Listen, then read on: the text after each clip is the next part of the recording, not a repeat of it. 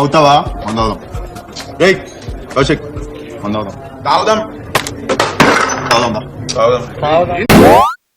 ఇవాళ December 31 రా. రాత్రి 12 గంటలకి అందరూ న్యూ ఇయర్ పండుగ చేసుకుంటారు రా. మరి మనం ఎవరు లేని మనలాంటి వాళ్ళకి న్యూ ఇయర్ ఇలాంటి పండగలే ఉండవురా. అవన్నీ డబ్బున వాళ్ళ కోసమే.